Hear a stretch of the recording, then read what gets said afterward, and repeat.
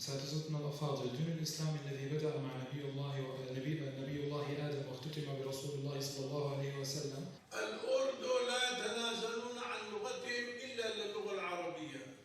معروف ومشهور، وهو الذي كتب بغية الطلب في تاريخ حلب. طبعا مكانة قدس الإسلام هذا معروفة. أولا قبلتك ومسلمان بري خددايكي، وتاريخ الإسلام هذا دائما أهمياتك بيت المقدس هبو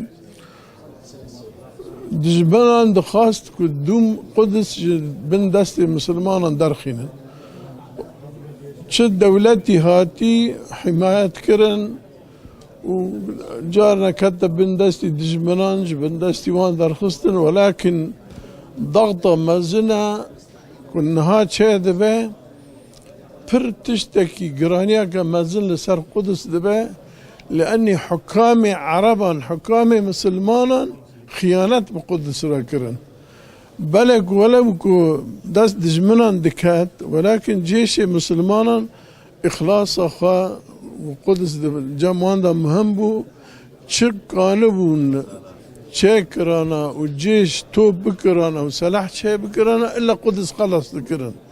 هم انها عرب بخا حكامي عربا ياردما يهودي دكنا ياردما دجمنان دكنا جبوك قدس داس مسلمان درهم تسليم وانكن اف خيانتك برمزنا لازم مسلمان هاجا خا بكن مسلمان دستي خا بدستي هفدن وبور برسي خا شوري خا قشكي بيكن جبوك وفات تشتي جداس وان درناكا فرصت ندنا خاينا ندنا دجمنان وبيت المقدس يعني برد قرانا دلي مسلمانا قش كداش داس مسلمان دركب داس دجمنا كبه، ولذلك مسلمان با فرزه لسر وانا هاجا خاهبن كوفي فرصته بداس دجمنا برنادن ونم ممكن يكون تنازل لسر قدس بكن، ولازم كشفي با خيانتي با عربان حكامي عربانا كوب يهودي را بأمريكا را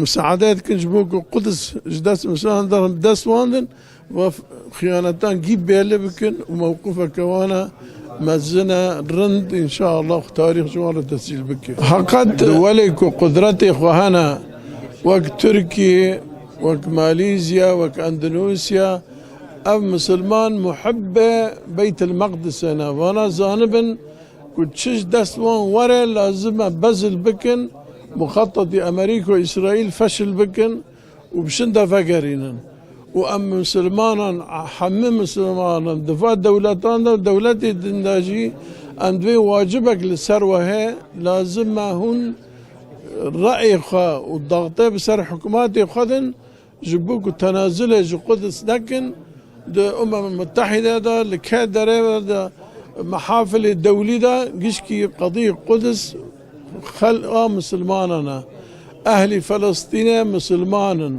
قضية دستوان بقرن وتسليمة هناك يهودية حر داري هاتي وتشتكي نا عقل قبول دكين نا شرع قبول دكين نا عادات قبول دكين عرف السياسات الدولي قبلناك، ولذلك تشج دستوان ورن لازم ثابت بن لسر في تشتيد ومكانة قدسية دلي مسلمان قشكي ده وفي تشتي خربناك إن شاء الله. قبل أن أبدأ الحديث المختصر عن القدس وغيرها بشكل عام، أود أن أذكر بأن التلمود اليهودي ذكر أن اليهود هم شعب الله المختار، وأن بقية العالم هم حمير أو كالحمير، وهذه ناحية خطيرة تاه فيها النصارى أولا ودمروا العالم الإسلامي ثانيا.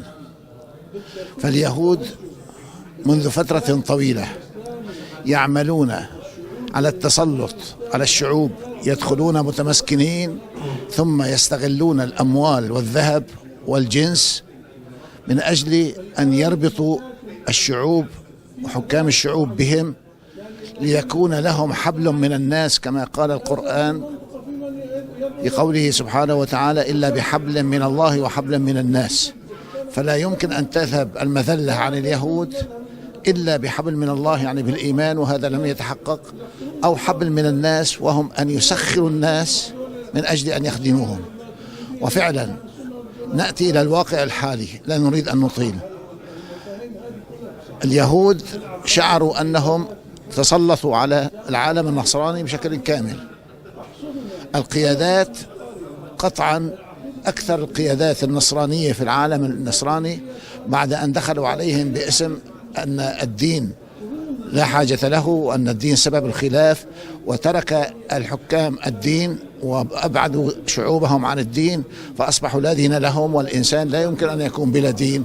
فأصبح دين اليهود أو أفكار اليهود تسيطر على هؤلاء، وجعلتهم فعلا كما قال الترمذ حمير أو كالحمير مسخرين لهم.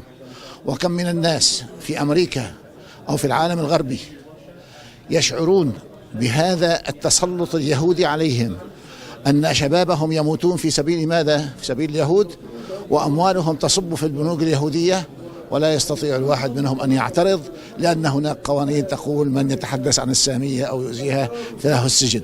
وحتى لو لم يستعملوا هذا، فإن اليهود من يؤذيهم أو من يقف في وجه مخططاتهم يقاتلونهم أو يقتلونه بالاغتيالات، أو يدخلوه المصحة، مصحة المجانين، بحيث أنه مجنون، أو يدمروا أمواله بحيث البنوك تسحب الثقات منه. فلذلك هم ساكتون وخاضعون ومستسلمون لأن يكونوا حمير اليهود. وأكبر دليل على ذلك أننا ابتلينا وامتحنا في فلسطين أولا، ثم في سوريا. ما الهدف؟ لأن تتكتل كل دول نصرانية التي أنا أقول ما عاد فيها نصرانية إلا الاسم فقط. أين تعاليم المسيح الذي يقول لهم في إنجيلهم لا تقابلوا الشر بالشر، من ضربك على خدك الأيمن فأدر له الأيسر، من جرك من ثوبك فاترك له الرداء؟ أين هذا؟ أين السلام؟ كل ما يتكلمون به عن السلام وعن الإنسان وعن المحبة كذب، لا يوجد أي شيء منه في المجتمعات البشرية نهائيا. الدماء تسيل، والبيوت تهدم في فوق رؤوس أصحابها، والناس تهجر ليموتوا في الحراء وفي الخلاء إن لم يموتوا تحت سقوف بيوتهم. هذا كله في سبيل من؟ في سبيل اليهود. فإذا لم ينتبه العالم أجمع وشعوب الأرض، وفي أوروبا وأمريكا والكتلة الشرقية أيضا روسيا، إذا لم ينتبهوا لخطر اليهود فإنهم يعني يصيبهم الويلات والمصائب الكبيرة، ويندمون حيث لا ينفعهم الندم. فاليهود الآن بعد أن شعروا أو ظنوا، وظنهم خائب لأن الله لا يمكن أن يطفئ نور الإسلام، ظنوا أنهم أطفأوا نور الإسلام، لأن رسول الإسلام قال لا تقوم الساعة حتى يقاتل المسلمون اليهود. من يكذب القرآن ويدعي أن عائشة زانية أم المؤمنين فهو غير مسلم، وهكذا لا نريد التفصيل. فهذه الدولة دفعوها لسوريا لتهدم وتضرب لحماية اليهود، فلما فشلت وحمل المسلمون في سوريا السلاح فشلوا، فتدخلت روسيا وسكتت أمريكا، مع أنهم يدعون أن روسيا وأمريكا قوتان متصارعتان. هذا في الظاهر ليسيطروا على الغرب وعلى العالم. فالعالم اليوم يعيش في متاهات، ولكن بدأت تظهر هذه الحقائق. وإلا فكيف يعلن اليهود، نقول اليهود لأن الرئيس الأمريكي يهودي وأعوانه يهود والمجلس العام اليهودي، فيعلن من أمريكا أن مرتفعات الجولان لليهود، ما علاقته هو؟ بسم الله الرحمن الرحيم، الحمد لله والصلاة والسلام على رسول الله. نبدأ من الآخر فنقول إنها ليست صفقة القدس أو صفقة القرن، هي صفاقة القرن من هؤلاء المجرمين الذين يتصرفون فيما لا يملكون. جاءوا خلسة. كان السلطان عبد الحميد رحمه الله يقول لهم لن تدخلوا إليها وفي رمق من الحياة، ذلك أنني ورثتها عن أهلي وعن قومي وعن المسلمين بالقوة والسلاح ولن نتركها إلا هكذا. لكن حينما ضعف المسلمون وابتعدوا عن الإسلام وابتعدوا عن الإيمان ضاعت قوتهم. ألم يقل سيدنا عمر: نحن قوم أعزنا الله بالإسلام ومن يبتغي العزة بغيره أذله الله. هذا ما حصل.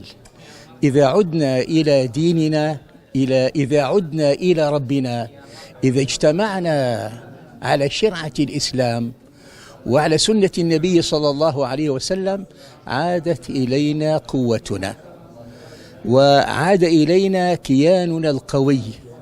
عند ذلك لن يقف هؤلاء أمامنا، سيركعون كما ركع أسلافهم. أما حينما نضعف فنحن السبب في هذا الضعف، نحن الذين سمحنا لأمثال هؤلاء أن يتصرفوا بنا حينما تركنا قيادة العالم. أيها الإخوة، لا أحب أن أطيل عليكم. العودة إلى الإسلام هي العودة إلى القوة، العودة إلى الإيمان هي العودة إلى السلام. ونحن نعلم أننا إذا نصرنا الله سبحانه وتعالى نصرنا. يقول: إن تنصروا الله ينصركم ويثبت أقدامكم. أسأل الله عز وجل أن يردنا إلى ديننا ردا جميلا، وأن ينصرنا على أهوائنا وشياطيننا، وأن ينصرنا على أعدائنا. اللهم آمين. وصلى الله على سيدنا محمد وعلى آله وصحبه وسلم. فإن صفقة القرن تعبر عما يخطط له أعداء الإسلام منذ فترة ليست بالقليلة، ولكنها كما قال ترامب اللعين الواضح كانت تمر على الرؤساء قبله، وكان الجميع يحاول أن يؤجلها حتى أتى وأعلنها وبكل وقاحة، وخصوصا أن أحوال المسلمين تستدعي هذا، فالكل في ذل وفي تفرقة. لكننا ولله الحمد وبقيام ثورة الشام المباركة وتحركات المسلمين في كل مكان، فإننا نأمل من الله سبحانه وتعالى وتكاتف الأحباب، ونخص إخوتنا في تركيا حزب العدالة والرئيس القائد أردوغان، أن يكون هناك إن شاء الله من هذه الصدمة استفاقة وحياة جديدة للأمة الإسلامية التي تمرض ولا تموت ولا شك، ونلغي هذا الشيء ونحرر هذا القدس العزيز علينا كما حرره صلاح الدين من قبل بعد أن نسيه الناس، وما ذلك على الله بعزيز. نسأل الله أن يكون لنا يد في ذلك، وأن يتعاون المسلمون على ذلك، وأن تكون الصدمة إيجابية، والحمد لله رب العالمين.